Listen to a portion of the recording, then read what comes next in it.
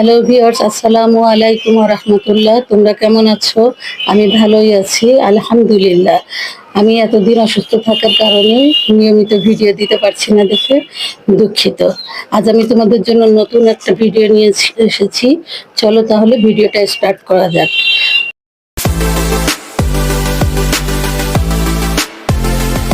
আজকে আমি তোমাদের দেখাবো লাল কাপড়ের উপর লাল ও গোল্ডেন সুতার কম্বিনেশনে একটা ড্রেসটা কালারটা ঠিক মতো আসছে না, কিন্তু এটা লাল টকটকা একটা কাপড়।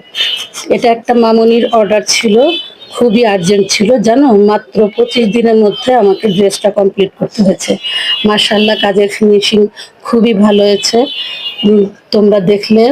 আর তার ভিতরে আমি আবার টার্সেল করে দিয়েছি গোল্ডেন এবং লাল কালারের সুতা দিয়ে, এবং কুচি লাগিয়ে দিয়েছি। ড্রেসটা এখন খুবই সুন্দর হয়েছে, মাশাআল্লাহ।